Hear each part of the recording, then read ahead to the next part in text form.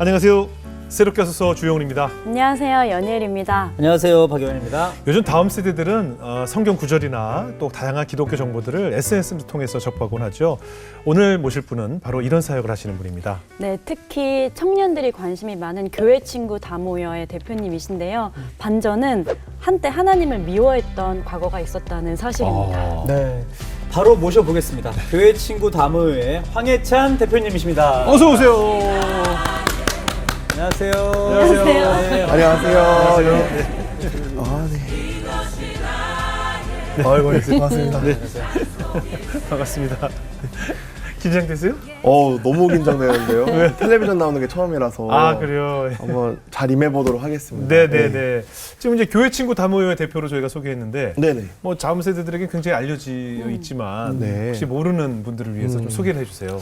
저희 교회 친구다 모여는 이제 네. 19세부터 네. 39세 크리스천 청년들, 청소년들이 가장 많이 이용하는 소셜미디어 단체예요. 예. 또 사역 미니스트리이기도 하고 네. 그러다 보니까 이제 한 적을 때는 월 조회수가 한 500만 회 정도, 네. 많을 때는 한 1,200만 회 정도 월에 이렇게 많이 보시는 월에? 네. 와.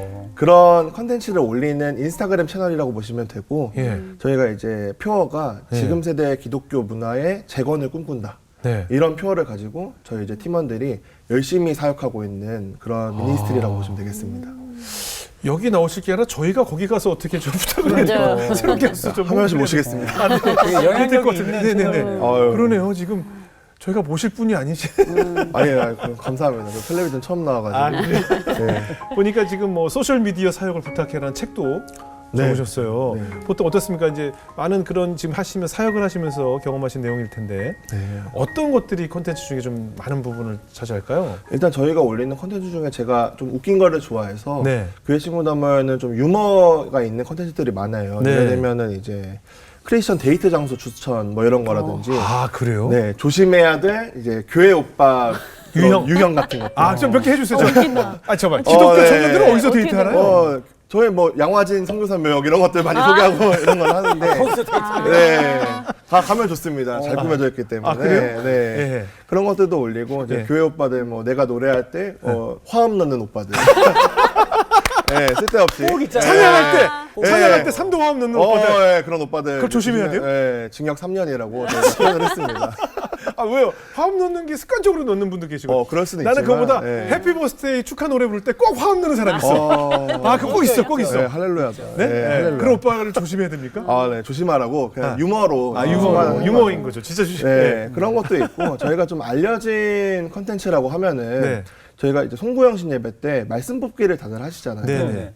그런 게 있는데 코로나 시절에는 그런 걸 이제 저희가 모이지를 못하다 보니까 예. 말씀 뽑기를 못 하시는 거예요. 예. 그래서 그런 걸 가지고 이제 어떤 팔로워 중에 한 분이 메시지를 보내주셨었어요. 네. 그래서 이게 너무 안타깝다. 모여서 이걸 하고 싶은데 못 하는 게 네. 안타깝다고 보내주셨는데 그때 저희가 이제 개발자랑 디자이너를 모아가지고 온라인으로 이걸 할 수 있는 말씀 뽑기 솔루션을 만들었었어요. 네. 그래서 그거를 이제 12월 달에 열흘 만에 만들어서 올렸는데 네. 이제 12월 31일이랑 1월 1일 이렇게 이틀간에 400만 명이 오셔서 그걸 뽑아가신 거예요. 그래서 저희를 이제 말씀 뽑기 만드는 팀이다. 이렇게 아시는 분들도 좀 계십니다. 아, 그래요. 근데 좀 걱정스러운 건 이제 그런 말씀 뽑기가 우리 네. 미국 그 중국집 가면 주는 포춘 쿠키처럼 어머, 뽑아서 네.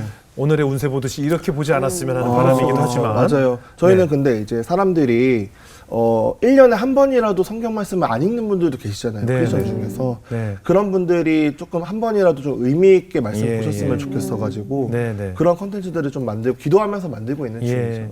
사실 뭐 어려운 일도 많으셨을 텐데 하나님께서 어떻게 이렇게 큰 막중한 일을 맡기셨는지 오늘 한번 이야기를 나눠보겠습니다. 네. 그러니까 오프닝에 우리 연일 자매가 소개한 것처럼 한때 하나님을 미워해서 떠났던 적이 있었나 봐요. 네, 맞아요. 제가 6대째 크리스천 가문이거든요. 네. 저희 할아버지도 목사님이시고 예. 아버지도 목사님이시고 예. 저도 이제 목사님 될 뻔했죠. 이제 네. 할머니께서 너무 원하셔가지고. 네. 근데 저희 아버지가 이제 좀 부목사님, 대형교회 부목사님이셨어요. 네. 근데 너무 탁월한 목사님이셨고 예를 들어서 옛날에 이제 OHP 필름이라고 교회에서 이런 걸로 예배드리도 한 적 있었잖아요. 네. 처음엔 그걸로 네, 했죠. 처음에 그걸로 했었는데 그게 이제 빔 프로젝트로 바뀔 때가 있었어요. 네, 지금은 네. LED지만 네. 그런 것들을 가장 먼저 좀 들여와서 먼저 예배 때 적용해 보시고 뭐 설교도 너무 잘하시고 예. 뭐 교회 홈페이지 같은 것들도 뭐 그 당시에 홈페이지가 없던 시대였는데 네. 본인이 직접 만드셔가지고 이야. 교회 홈페이지를 만드실 정도로 굉장히 얼리 어답터이시고 또 교회에서 성도분들의 사랑을 많이 받는 부목사님이셨는데 네. 그 아버지께서 제가 14살 때 예. 이제 돌아가신 거죠. 아, 이게 이제 교회 성전 건축 하던 때였어요. 예. 아버지가 이제 성전 건축을 도맡아서 하시는 이제 담당자셨는데 되게 신실하셨거든요. 이제 어떻게 보면은 차 같은 것도 팔아서 이제 건축 헌금을 보탤 정도로 네. 그렇게 건축에 열심히셨는데 그걸 하시다가 과로로 인한 뇌졸중으로 제가 어렸을 때 이렇게 돌아가신 거예요. 예. 그래서 그때 되게 많은 충격을 받았었고 제가 기억나는 거는 아버지가 이제 좀 되게 많이 혼난 날이었어요. 네. 엄청나게 혼나고 나서 울고 막 잠에 들었는데 잠에 드는데 아버지가 갑자기 방에 들어오시는 거예요. 그래서 네. 쓰다듬어 주시고 뭐 미안하다 이렇게 쓰다듬어 주시고 이제 들어가셨는데 그렇게 이제 잠이 들었어요. 잠이 들었는데 새벽에 갑자기 구급대원들이 집에 막 들어오시는 거예요. 들어오시고 어머니는 갑자기 급하게 외투 입으시고 아버지 쓰러지셨다. 그러니까 병원에 갔다 올 테니까 집에 있어라 하셨고 그때 이제 아버지 쓰러지신 걸 알고 일주일 후에 아버지 돌아가셨거든요. 근데 되게 빨리 돌아가셨는데 제가 뭐 너무 어렸을 때라서 기억이 조금 해보면은 발가락이 좀 기억나요. 아버지 발가락이 보라색으로 변해 있더라고요. 그게 이제 어떻게 보면은 산소가 이제 몸 예. 구석구석까지 못 들어간다는 뜻이잖아요. 예. 그렇게 해서 아버지께서 그날 이제 돌아가시고 되게 많은 충격 받았죠. 저희 가족들은. 네. 아버지 혼난 게 마지막이었어요, 그러면? 혼난 게 마지막이었고 아. 어떻게 보면 저희가 아버지 생일이 이제 그 4개월 전이었어요. 한 2월 네. 달쯤이었는데 예. 그때 이제 캠코더로 그 당시에는 핸드폰이 아니라 맞아요, 캠코더로 맞아요. 아버지 생일에 이제 기념으로 예. 찍은 영상이 나오더라고요. 예. 그래서 예찬이 예령이가 제 동생인데 착하게 살았으면 좋겠다. 음. 이 말씀을 제가 나중에 그 캠코더에서 발견을 했어요. 네. 그래서 이게 아버지의 어떻게 보면 좀 유언일 수도 있겠다. 예. 그런 마음으로 아버지 좀 기억하고 있죠. 아버님 그럼 굉장히 젊은 나이에 떠나셨네요. 39살. 아유. 네. 너무 일찍 가셨네요. 네. 어머니가 저랑 동갑이었어요. 지금의. 아, 그러니까 네. 아버지 하늘나라 가시고 굉장히 가족들이 심적으로 참 많이 어려움이 있었을 것 같은데요. 네, 어려움이 많았죠. 이제 어떻게 보면은 이해가 안 됐죠. 하나님께서 왜 이렇게 탁월한 설교자이고 그러니까. 교회 헌신자이신 아버지 목사님을 이렇게 돌아가시게 만드는가. 젊고 창창하신데 예. 또 우리 집은 왜 이렇게 갑자기 또 비참해져 있어야 되는가. 왜냐면은 또 어머니가 경제활동을 안 하셨거든요. 그동안 예. 사모님이셨으니까. 예. 경제활동 안 하시고 경제 기반이 아버지밖에 없었으니까 예. 완전히 가정이 파탄이 난 거죠. 좀 기억에 남는 거는 이제 집에 장례를 다 치르고 예. 어머니가 저희를 부르셨어요. 동생이랑 저를 부르셔가지고 제 방 침대로 들어가셔가지고 같이 기도를 하자 하셨는데 어머니가 이제 첫 번째로 기도하신 게 그러니까 첫 마디가 그냥 그 기도하고 끝났는데 하나님 이제 어떻게 살아야 될지 모르겠습니다. 이렇게 한마디 하시는 거예요. 한마디 하시고 그냥 저희 이제 새 이제 가족이 너무 울고 그랬던 기억이 있고 저도 이제 좀 충격적이었던 거는 네. 제가 교회에서 굉장히 이쁨 받았었거든요. 네. 목사님 아들이니까 네. 굉장히 이쁨 받았었는데 교회를 가보니까 이제 그 이쁨 받는 그 눈초리가 좀 달라진 거예요. 왜요? 왜냐면은 저희 아버지를 보고 목사님 아들이니까 봐줬던 부분들 제가 너무 개구쟁이였거든요. 왜? 근데 이제 같은 개구쟁이가 목사님 아들이었을 때랑 아니었을 때랑 좀 다르다는 거를 제가 어린 마음 좀 느꼈던 것 이젠 같아요. 아빠의 존재가 없고. 네. 아니 근데 아버지 돌아가시면 원래 더 좀 측은해서 더 잘해주지 않나요? 근데 좀 그런 것도 있었는데 네. 어떻게 보면 저희가 누리던 것들 이제 사택에서도 나와야 되고 아. 그런 것도 있고 뭐 사실은 그런 거죠. 저희 동생이랑 제가 너무 철이 없어가지고 네. 뭐 그 당시 어렸으니까 장로님 댁에 벨 누르고 들어가서 뭐 용돈이라든지 과자 줄 때까지 앉아 있는 거예요. 아. 그런 걸 이제 할 수 없잖아요, 사실은. 예. 목사님 아들이니까 그런 거, 딸이니까 그런 게 좀 용인이 되고. 예. 요즘 애들 보면은 진짜 목사님 애들 보면은 우리 아빠 누군지 알아? 여기 교회 목사님이 하면서 약간 기고만장해 있는 게 있잖아요. 아버지가 계시다는 것만으로도. 근데 그 기가 이제 죽는 거죠. 예. 그렇게 되고 나서부터 제가 오늘 좀 괴리를 좀 느꼈던 것 같아요. 괴리를 느끼고, 이런 거에 대해서 좀 그때부터 이제 좀 교회를 떠나지 않았나 교회를 느끼고 또 겸손해지는 순간이었어요. 사실은 아빠 때문이었구나, 내가 잘난 게 아니었구나, 그런 걸 조금 느끼는 시기였던 것 같고 그때부터 저는 좀 성격이 좀 아이다 보니까 MBTI 아이다 보니까 큰 사고는 안 치고 집에 들어와서 이제 게임 중독에 들어가고 이제 캔커피 중독이 있었어요. 제가 좀 특이하게. 이거 굉장히 무섭습니다. 예, 이거 줄 수도 있어요. 제 주변에 2명 죽었어요. 진짜요? 파란색 캔커피. 네, 맞아요. 그거 박스로 싸놓고 물처럼 먹는 사람. 네, 저는 그거를 키만큼 싸놓고 먹었어요. 저 아는 분이 네. 이따 누군지 그 유명 가수 한 분도 그렇고 제 주변에 친한 형, 네. 그 캔커피를 박스로 싸놓고 그러니까 갈증 나면 계속 그 커피만 네, 마시는 저도 거예요. 그거를 2명 한 갔어요. 거죠. 2명 갔어요. 그걸 이제 중학생 때부터 저는 한 거예요. 그러니까 그걸 이제 하게 되면서 그러니까 아무도 이제 어떻게 좀 방관이 됐네요. 그래서 아무도 완전 피폐해진 거죠. 그리고 또 어머니도 저 잡아줄 수 있는 상황은 아니셨을 것 같고. 어머님도 이제 뭐 이제 네. 생계 이어나가셔야 되니까. 네. 그러니까 온 가족이 한순간에 정말 막막한 상황이 되고 네. 감당이 안 되는 충격 가운데 어려움을 겪으셨는데 특히 우리가 지금 황해찬 대표님 상황처럼 목사님이 갑자기 돌아가시면 그 사모님이 진짜 홀로 되시는 네. 우리가 뭐 홀사모라는 표현도 쓰는데 네. 경제적인 것도 그렇고 그러니까. 뭐 자녀 양육도 그렇고 어머님이 이 책임 여러 가지 네. 너무 힘드셨을 것 같아요. 어떠셨어요, 어머니가? 어머니도 상처를 굉장히 많이 받으셨던 게 사실 어머니가 제일 힘드시죠. 그때는 이제 어머니에 대해서 좀 기억나는 게 뭐냐면은 그 어머니 친구분이 동창분이신데 그분도 사모님이세요. 네, 오셨는데 이제 얘기하시는 게 내가 아는 목사님 사모님들은 그 남편 목사님 돌아가시면은 양말 팔러 다닌다더라. 이런 농담을 하신 거예요.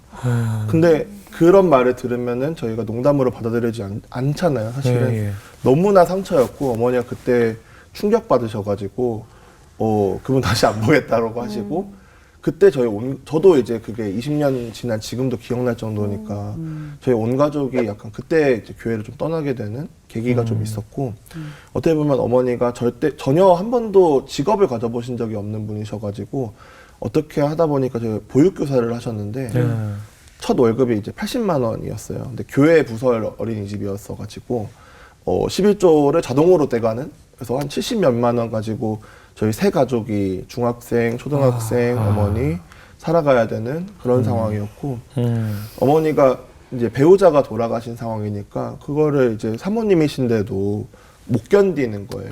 몸으로도 오고 막 정신적으로도 오고 못 견디시다 보니까 매일 일하고 들어오시면은 이제 술 드시고 신앙 이제 하나님을 거의 이제 저주하시고 정말 그런 지금은 아니신데 그런 정도로 많이 낙심하셨고 좀 이제 집안 분위기가 너무 안 좋은 거죠. 이제 욕도 하시고 이제 그런 엄마가 아니었는데 저도 이제 그런 아들이 아니었는데 동생도 그런 동생이 아니었는데 이제 가정 자체가 너무 많이 무너지는 걸 봤어요. 그런 목사님 한 분이 없어졌다는 그런 하나만으로도 그랬던 기억이 좀 있는 것 같아요.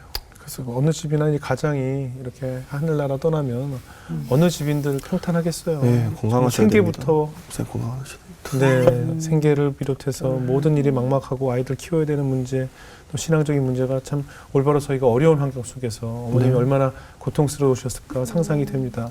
그렇게 이제 교회에 대한 미움이 다시 하나님의 사랑으로 변하게 된 데에선 3단계를 거쳐서 하나님께 또 다시 돌아오게 되셨다고 하는데 1단계부터 이야기를 나눠볼게요. 어떻게 하나님을 다시 만나게 됐는지. 이게 3단계라고 하니까 제가 성화의 과정이 좀 있었던 것 같아서 좀 부끄럽긴 한데 어린이 치즈도 아닌데 3단계예요. 3부작입니다. 말씀을 좀 드리면은 제가 이제 14살 때 그렇게 아버지 돌아가시고 나서 하나님 떠나고 나서 대학생 때였어요. 대학교 들어가고 나서 신입생 환영회 때 이제 들어가서 그때는 이제 술을 마시고 있었죠. 술을 마시고 있는데 어떤 선배가 오시는 거예요. 제가 그 선배를 잘 몰랐는데 너 교회 이름이네 이러시는 거예요. 제 이름이 예찬이잖아요. 예. 그러니까 예찬인데 교회 이름이다. 예. 그래서 교회 안 가냐 이렇게 물어보시는 거예요. 예. 술 먹고 있네 뭐 이러시는 예. 거예요. 그랬더니 뭐 저는 뭐 교회 안 다닌다. 예. 뭐 이름이 이런 건 뭐 어쩌겠느냐 이런 예. 식으로 하고 안 가려고 그랬는데 그분 눈이 딱 바뀌는 거예요. 예. 약간 사냥감을 본 눈빛으로 예. 네, 이놈을 전도해야겠다. 이렇게 해가지고 그분이 이제 선배니까 예. 이제 교회 가자고 자꾸 이렇게 종용을 하시니까 예. 못 이기겠어가지고 그냥 예. 선배 말이니까 한번 가주자. 네. 라는 마음으로 그때 그 대학교 근처에 있는 청년교회를 갔어요. 청년교회 갔는데 너무 분위기가 좋은 거예요. 네. 근데 어쨌든 저는 하나님에게 그런 상처도 있고 하니까 뺀질거리면서 한두 번 가주고 몇 번 가주는 그런 정도로만 가고 있었는데 그때 저희 이제 소그룹 리더, 이제 셀 리더라는 분이 계셨는데 한 살 많은 형이셨는데 교회에서 하는 말씀 양육이라는 게 있다. 이렇게 말씀을 하시더라고요. 네.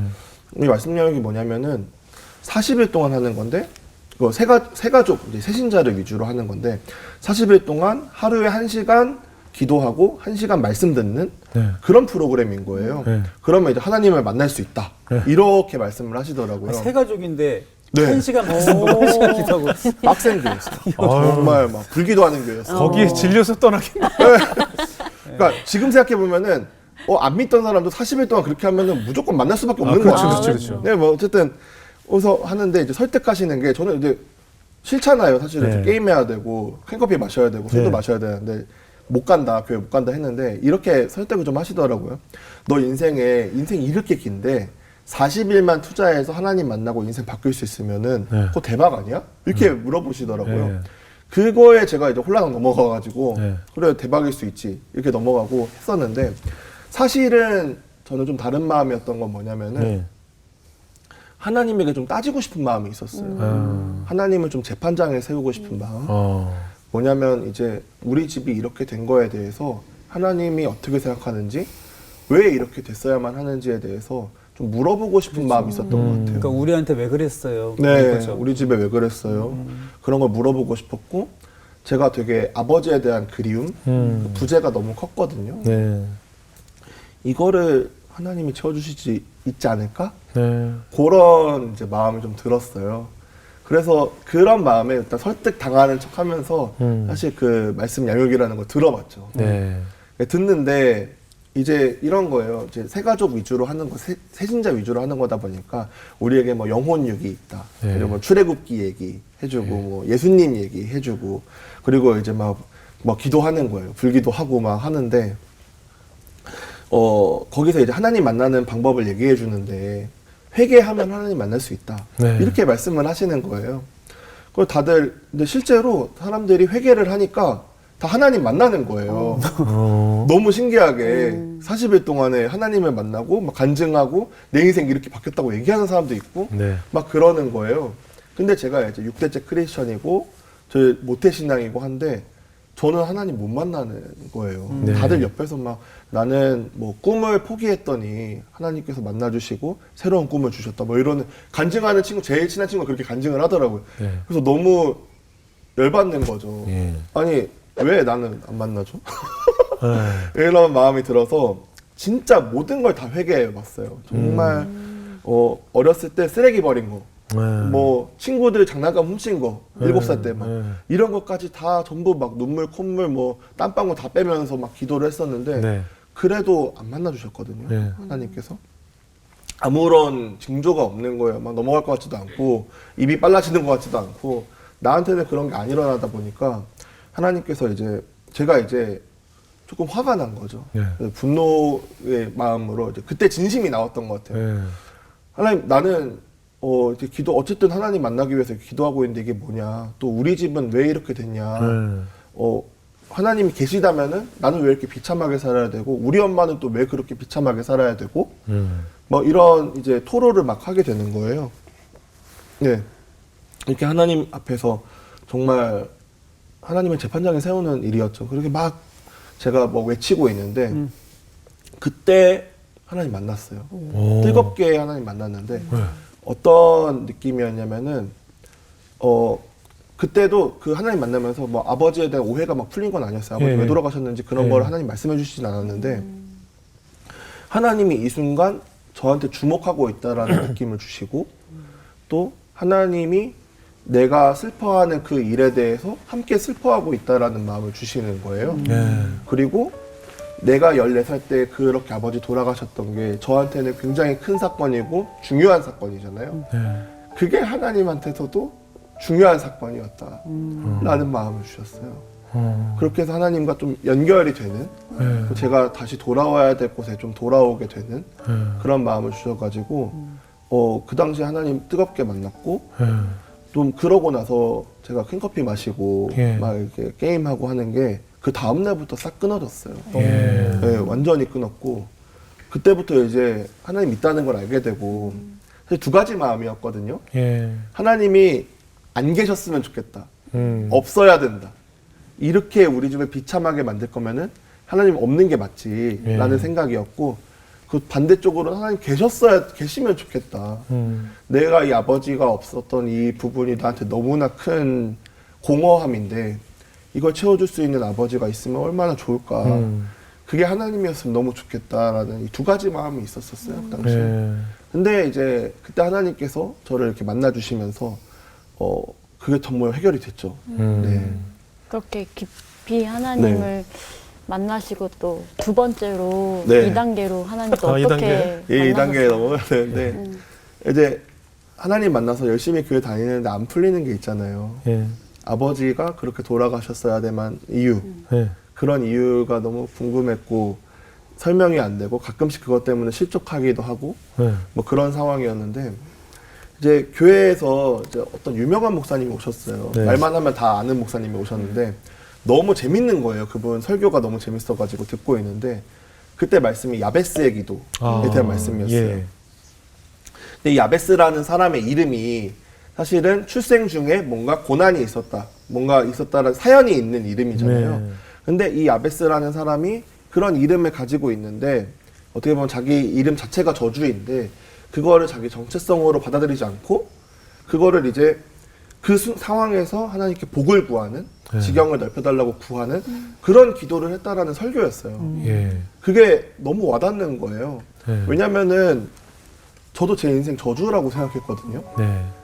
아버지 이렇게 돌아가시고 어머니 그렇게 힘들게 살아야 되고 가족들은 다 불화가 되고 아버지가 안 계시니까 구심점이 없으니까 저주라고 생각을 했었는데 그걸 가지고 그 말씀을 가지고 제가 기도를 하던 중에 하나님께서 딱 주시는 말씀은 내가 너의 아버지가 되어주겠다 이런 말씀을 주시면서 또 한 가지는 뭐냐면은 지금까지 이제 야베스처럼 이제 어떻게 보면은 제 인생이 저는 하나님이 가해자라고 좀 마음속으로 생각하고 있었던 것 같아요. 근데 하나님이 가해자가 아니라 저희 아버지가 돌아가시고 지금까지 제가 이 교회에 오고 하나님을 만나는 과정들을 봤을 때는 그런 하나의 사건들이 하나님의 어떤 저를 향한 큰 계획에 꼭 있어야 되는 스토리다. 이런 마음을 주시는 거예요. 이런 확신을 주시는 거예요. 그렇게 되면서 아버지가 돌아가시는 거에 대한 어떤 하나님의 스토리에 대한 이해를 좀 제가 했던 것 같아요. 그게 정말 설명할 수 없는 일이죠. 사실 아버지가 돌아가셔서 좋은 게 이런 게 아니고 정말 설명할 수 없이 그게 설명이 되는 거예요. 제 마음속에. 설명이 되고 또 어떻게 보면은 하나님께서 그때 제 아버지가 되어주겠다는 말씀을 하시면서 그때 많이 울었고 마음속이 좀 채워지는 그런 경험을 했었죠. 사실 세상에 많은 아버지들이 돌아가시고 세상에 각종 많은 사건 사고가 있고 생명을 떠난 사람이 많은데 누구나 이제 나이가 닥치게 되면 왜 나에게 이런 일이 생기냐라고 묻지만 이 세상에는 그런 일들이 참 많잖아요. 저도 이제 어떻게 보면은 아버지가 안 돌아가셨으면은 너무 좋았겠지만 사실은 너무 좋았겠지만 지금처럼 살지는 못했을 것 같아요. 지금처럼 제 부르심을 알고 제 이런 사역을 하고 있을지도 않았을 거고 정말 그 교회를 가지도 않았을 거고 아버지 안 돌아가셨으면은 그렇게 하나님 만나고 겸손을 또 알지도 못했을 것이고 그런 걸 보니까 지금까지 제가 여기 와 있는 게 하나도 우연이 없고 그런 사건들도 다 하나님께서 주신 보석이 아니었나 그렇게 설명이 되더라고요, 제 인생에. 저희가 말씀 듣다 보니까 이제 1단계에서 아버지의 부재를 또 하나님이 채워주시고 2단계에서 중독을 끊어주시고 그렇죠? 단계별로 이제 3단계가 더 궁금해지는 시점인데 예. 3단계가 또 뭐가 있을까요? 거의 3단 변신 같은데. 네. 예. 근데 이제 하나님 만났는데, 하나님 만나고 그런 오해도 풀렸는데, 끊어지지 않는 죄 같은 게 좀 있었어요. 네. 그게 뭐였냐면은, 저한테는 자존감의 문제가 좀 있었거든요. 제가 저를 싫어하는 거예요. 예. 그리고 제가 인정이 안 되는 거예요. 예. 막 높아지고 싶고, 이런 마음이 있는데, 그게 어디서 발현이 되냐면은, 교회에서 봉사할 때 발현이 되더라고요. 이게 어떻게 저는 이제 교회에서 봉사를 원래 교회에서 보통 1인 1봉사 정도 하잖아요. 예. 근데 저는 1인 6봉사 했거든요. 뭘 교회 많이 살았어요. 뭘 이렇게 많이 했어요? 셀리더 했고, 네. 차량 운행 했고, 교회 카페 그런 거 아르바이트 했고, 네. 미화 부서 했고, 어머나. 예배 기획 부서 했고, 어머나. 성극 부서도 했어요. 어머나. 6개를 하고 있는 거예요. 예. 그거를 왜 하냐면은 제가 높아지려고 하는 거예요. 예. 그게 뭔가 봉사하려는 마음, 뭐 선한 마음 이런 게 아니라 예. 이런 걸 하면 내가 교회 사람들한테 인정받겠지. 예. 이런 마음으로 그걸 하고 있는 거예요. 육봉은 처음이네요, 진짜. 네. 육봉은. 저 6대째 크리스천이고 네. 육봉사를 한 거예요. 예. 그래서 막 그렇게 하고 있는데 근데 아무리 해도 그 인정이 안 되는 거죠. 인정받는 게 없는 거죠, 사실. 예. 어떻게 보면 전 되게 교회 안에서는 밝게 하는데 예. 집에 가면은 우울해서 막 울고 있고 사실은 뭐 그런 거고 뭐 교회 안에서 뭐 그런 거 더 잘 나가는 사람, 더 잘하고 있는 사람들 보면은 왜 나한테 저런 역할이 안 주어지지? 이런 열등감도 좀 느껴지고 그런 식으로 제가 교회 생활을 했던 것 같아요. 그러니까 제가 이제 자주 하는 말인데 복음을 예. 반만 받아들이면은 정죄감만 늘잖아요. 예. 그러니까 이 자유함을 못 누리고 제가 너무 이런 거에 대해서 우울해하고 어떤 열등감을 느끼고 제가 너무 추악하게만 느껴지고 하나님도 저를 싫어할 것 같은 거예요. 네. 그런 거에 대해서 굉장히 힘들어 했었는데 친구한테 책을 하나 추천을 받았는데 싱가포르의 한 목사님께서 쓰신 책이었는데 네.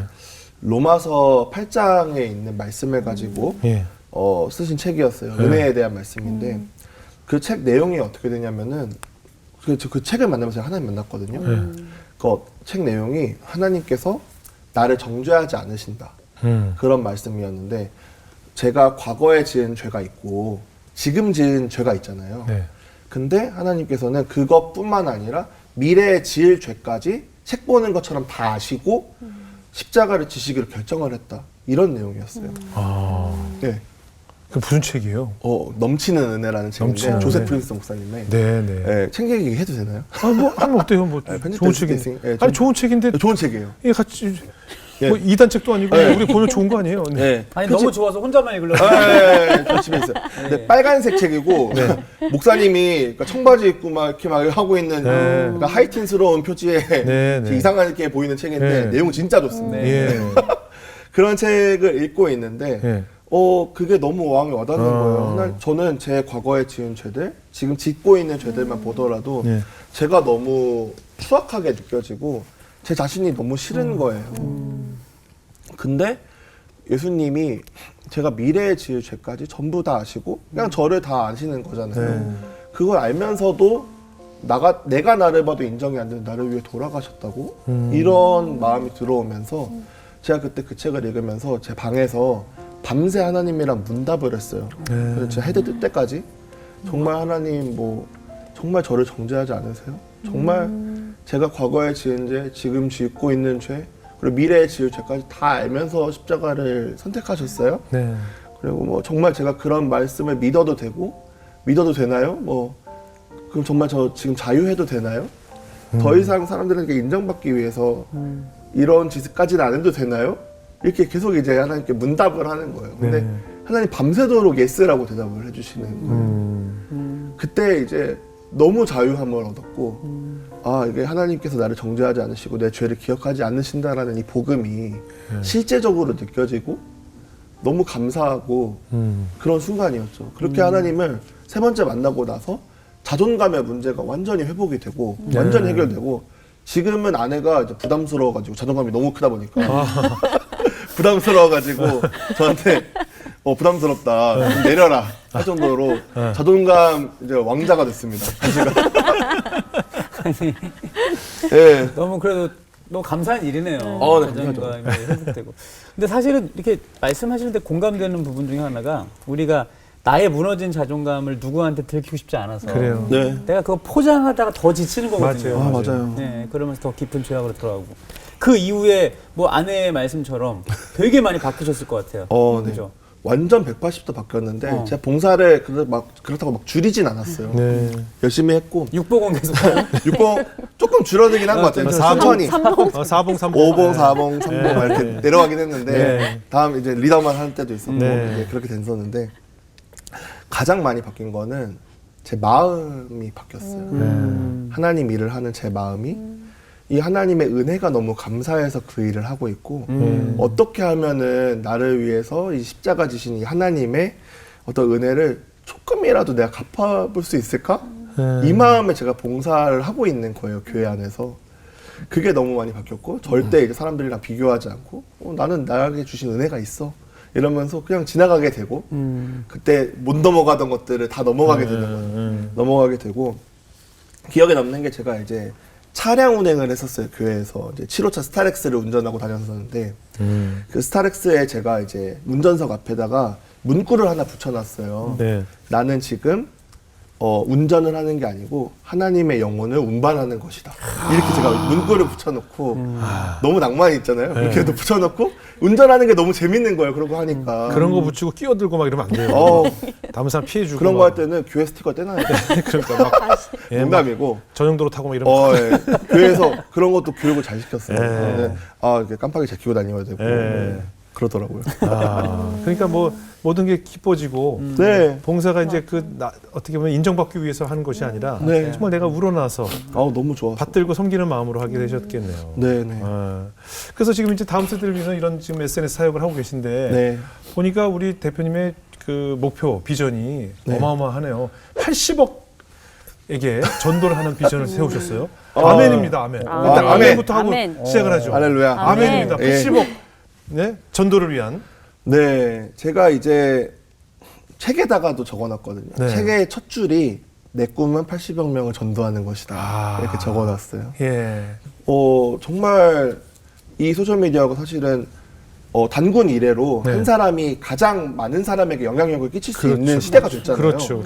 이 소셜미디어가 완전히 그런 사역의 도구로 사용될 수 있다는 걸 느꼈고 저희 소셜미디어 사역자들끼리는 이런 말도 이제 우스갯소리를 좀 하는데 바울이나 예수님의 12제자가 지금 살아있었다라면 한 명 정도는 소셜미디어 사역을 위해서 순교했을 것이다. 그런 우스갯소리도 해요. 왜냐면은 뭐 유튜브나 인스타그램으로 다들 전도하려고 했을 테니까 그런 생각들도 많이 합니다. 그렇죠. 그렇죠. 아마 팔로워 수 많았을 거예요. 바울 정도 되면. 저희보다 많았겠죠. 할렐루야. 네. 양보해드리겠습니다. 1등의 자리를. 교회 친구 다모여에서 네. 지금 말씀하신 비신자들을 대상으로 그죠? 네. 우리 안에 뭔가 언어나 이런 게 아니라 네, 네, 네. 그분들을 겨냥한 콘텐츠가 또 있겠어요, 그죠? 네, 있죠. 저희가 어떤 거 올려요? 저희가 이제 비신자들을 겨냥하는 컨텐츠는 좀 중의적인 컨텐츠를 많이 올리거든요. 예. 목사님의 일상 뭐 이런 건 또 궁금하겠네요. 잘생긴 목사님이라면 궁금해할 수 잘생긴 목사님. 아, 예. 하지만 이제 그냥 그쵸, 생겼으면은 보통, 어려울 수 있는데. 박영 목사님 한번 좀. 궁금해할 수 있죠. 네, 네, 궁금해할 수 있죠. 이 정도면은 JYP 출신 목사님의 일상 뭐 이런 거. 너무 궁금한. 저도 궁금한데요. 그러면 그 정도 붙여줘야 오잖아요. 그 정도. 네. 네. 저희는 이제 중의적인 컨텐츠를 좀 올리는 편인데 네, 네. 그게 뭐냐면은 크리스천도 은혜 받고 네. 비크리스천이 봐도 감동을 받는 네. 그런 컨텐츠를 좀 많이 올리는 것 같아요. 네, 어떤 거? 예를 들면은 저희가 이제 미국에서 한 결혼식이 있었는데 네. 신부의 아버지가 네. 축사를 하시는 거예요. 근데 네. 이제 남편 될 분한테 신랑한테 이제 담담하게 자기 얘기를 하는 거죠. 네. 내가 이 딸을 키우기 위해서 하나님과 내가 얼마나 노력했는지를 담담하게 얘기해 주는 거예요. 이 딸은 내가 하나님께 기도했는데 이 딸에게 뭘 주셨고 하나님께 기도했는데 뭘 주셨고 이런 간증들 같은 얘기예요. 했는데 그 신랑한테 나중에 딱 한마디 해요. 나와 하나님이 열심히 만든 이거를 망치지 마. 라고 아빠가 얘기를 해주는 장면이에요. 근데 그렇게 올리는데 그거를 보는 이제 올리자마자 사실은 보는 분들이 400만 명 넘게 난리 났겠어요. 일주일 만에 400만 명 나 지금 얘기만 듣는데 눈물 날 것 같아. 네. 나와 하나님이 그거 망치지 마라고 얘기하는 게 근데 댓글이 달리는데 대부분 다 비신자들인 거예요. 공감이 돼요. 우리 아빠도 저렇게 말해줬으면 좋겠다. 나도 한번 저렇게 하려면 교회 한번 다녀보고 싶다. 이런 댓글들이 거의 대부분이었어요. 그 400만 명 중에 댓글 다는 사람들 중에. 그런 이제 좀 중의적인 콘텐츠 많이 올리는 편이고 예. 그럴 때 좀 반응이 많은 편이죠. 그런 콘텐츠가 많아져야 하는데. 맞아요. 그렇죠. 우리 문화 콘텐츠에도 사실은 보이지 않게 스며드는. 네네. 그러니까 이걸 보다 보니까 하나님이 궁금해지고 네네. 왜 그토록 많은 사람들이 네. 하나님께 울고 불고 매달리고 기도하는지가 궁금해지고. 맞아요. 이 크리스천으로서의 삶이 얼마나 고상한지, 네네네. 그걸 얼마나 해볼 만하고 얼마나 걸어볼 만한 건지를 좀 알려주는 콘텐츠들 예. 많이 하고 있어요. 중요한 역할을 하시네요. 아무래도 젊은이들과 이제 그 소셜 미디어를 통해서 많은 소통을 하다 보면 젊은이들이 이런 기성세대 또 혹은 또 저도 사실 방송 중에 많이 좀 까긴 합니다만 네. 우리 기존의 기성세대 어르신, 장로님, 권사님, 집사님들에 대한 네. 이 젊은 친구들의 뭔가 불만이랄까 하고 싶은 이야기들, 뭐 교회나 네. 이 하고 싶은 얘기들이 좀 많을 거라서 직접 경험하실 것 같아요. 저는 일단 제 인생의 모토, 인생의 네. 어떤 컨셉, 네. 제가 가지고 있는 하나의 단어 중에 하나가 뭐냐면은 네. 유업이에요. 유업. 예. 저는 이제 사실은 아버지 없이 자랐고 네. 유업이 없었던 거죠. 있었지만 네. 예. 기도의 유업이 있었지만 아버지 없이 자랐고 저희 교회 친구다모이라는 팀도 이렇다 할 어른이 없었어요. 그냥 저희들끼리 진짜 땅 파면서 해왔던 거거든요. 후원도 잘 안 받고 7년 동안 그런 식으로 해왔었는데 뭐 어떤 교회가 있었던 것도 아니고 해왔는데 저희 이제 표어가 지금 세대 기독교 문화의 재건을 꿈꾼다예요. 네. 이제 기독교 문화가 이렇게 공연 이런 게 아니고 기독교 문화가 뭐냐면은 교회 안에서 기도하는 법, 교회 안에서 예배하는 법, 찬양하는 법. 찬양할 때 우리가 막 어떻게 하냐면은 정말 찬양이 신나면은 수련할 때 보면은 기차놀이 막 하잖아요. 네. 뭐 그런 것들이 이제 다 잊어버린 거예요. 이 친구들이 코로나도 있었고 여러 가지 하다 보니까 이 세대가 끊겨가지고 예. 그런 것들이 다 무너진 거죠. 저희가 봤을 때는 성벽이 무너진 거라고 그걸 표현을 하는데 네. 그런 무너진 상황에서 이것들을 다시 세우는 게 저희 목표거든요. 근데 그런 걸 다시 세우려면은 저희 청사진이 이 어른들의 신앙의 전수다, 유업이다라고 생각을 해요. 네. 제가 그냥 생각하는 건 뭐냐면은 저희 이제 젊은 세대가 있잖아요. 네. 이 젊은 크리스천들에게 어른들의 신앙, 그 신앙의 어떤 야성이라고 하잖아요. 믿음의 야성들이 탑재만 된다면은 네. 이거는 세상이 감당치 못하는 사람들이 나온다고 생각을 해요. 네. 해석이 안 되죠. 저 사람들은 왜 이렇게 힘든 상황에서 기도라고 이겨내버리는 거지? 예. 이런 식으로 해석이 안 되는 사람들이 나온다고 생각해요. 그게 세상이 감당치 못하는 힙함이라고 저는 좀 느끼거든요. 네. 그런 신앙의 전수가 일어나야 되는데 그게 조금 덜 일어나고 있는 것 같아요. 좀 저는 그래서 이 윗세대와 아비 세대라고 표현하자면은 네. 이 아비 세대와 이 자녀 세대들이 좀 화해가 좀 일어나야 된다고 생각하거든요. 그래요. 근데 좀 그렇지 못한 게 뭐냐면은 이제 좀 저희 잘못도 있다고 생각해요. 이 자녀 세대의 잘못도 있다고 생각하는데 이제 어른 세대의 권위를 좀 무시하거나 꼰대라고 하거나 좀 이제 노아의 아들처럼 두 아들은 그 아버지의 잘못을 가려줬지만 한 아들은 그걸 들춰냈잖아요. 네. 그 아버지 세대의 잘못을 들춰내고 그걸 욕하는 우리 세대의 잘못도 있는 거고 사실은 어른들도 젊은 애들은 뭐 근성이 없어. 이렇게까지 뭐 애들은 왜 그래 뭐 이런 식으로 하시는 것도 있고 하다 보니까 이 세대와 세대의 간극이 너무 심하다고 생각을 네, 해요. 네. 특히 한국이 네. 그래요. 근데 저는 이게 화해가 되는 순간 네. 정말 큰 부흥의 시발점이 될 거라고 생각을 하거든요. 네. 정말 이 어른들의 야성, 믿음의 야성, 신앙의 전수가 좀 일어났으면 좋겠고 네. 어른들께서 우리 다음 세대들을 그냥 마이너리그라고 생각하지 마시고 네. 정말 어떻게 보면 하나의 구호로만 다음 세대를 외치는 게 아니라 네. 정말 다음 세대를 생각해 주시고 후원해 주시고 정말 안전벨트가 되어 주시고 네. 정말 나는 어떻게 신앙생활을 했었는지 그런 신앙의 전수를 해 주신다면은 네. 정말 이 다음 세대들이 세상을 헤쳐나가는데 도움이 되지 않을까? 네. 네. 그런 생각을 가지고 있고 네. 저는 어른 세대들이 이걸 보고 있다면 꼭 다음 세대들이 이걸 보고 있다면은 그 얘기 좀 해주고 싶어요. 우리가 정말 화해해야 되고 그것이 하나님이 원하시는 것이고 그것이 우리의 부흥의 시작이다. 네. 그래서 제가 여기 나온 것도 사실은 네. 이 유업에 대한 얘기를 꼭 하고 싶었어요. 그래요. 그리고 교회 친구다모가 앞으로 해야 될 일들도 이 어떻게 보면 우리가 바닥에서부터 시작을 하면은 올라가기 힘들잖아요. 근데 어른들의 이 어깨에서부터 시작한다면은 다시 한번 더 큰 열매를 맺을 수가 있잖아요. 그런 역할들을 교회 친구다모가 이 젊은 세대가 열매를 맺을 수 있도록 그런 어른들과 이 자녀들을 좀 연결하는 것들 저희의 어떤 역할이지 않을까 그런 생각이 들었습니다. 네. 다리 역할을 해주셔야겠네요. 네. 예. 근데 또 사실 뭐 기성세대도 사실 반성해야 될 게 너무 나 때는 말이야. 나 고생했던 시절, 나 배고팠던 시절, 니네는 호화로운 줄 알아. 네. 이렇게 얘기를 하면 이제 대화가 단절이 되거든요. 맞아요. 가본 적이 없는 세상 얘기를 하는 거랑 똑같은 얘기이기 때문에 거기서부터 자꾸 단절이 일어나고 사실 우린 유교 문화 아래서 네. 늘 애들은 애들끼리 놀게 하고 어른은 어른끼리 놀다 보니까 그렇게 자란 어른이 또다시 세대 간의 간격을 네. 벌려버리는 것이 아닌가 하는 생각이 드는데 그런 면에서 우리 교회 친구 다모여가 네. 교회 친구가 다음 세대뿐만 아니라 네. 어른, 예. 교회 성도님들 다모여로 돼서 네, 네. 어린 친구뿐만 아니라 어른 세대까지 기성세대까지 교회 집사 장로님들 포함해서 다음 세대까지 하나로 엮을 수 있는 그런 사역이 되었으면 하는 바람을 오늘 가져보게 아멘. 되었습니다. 네. 아멘. 교회 가지고 왔습니다. 감사합니다. 감사합니다. 고맙습니다.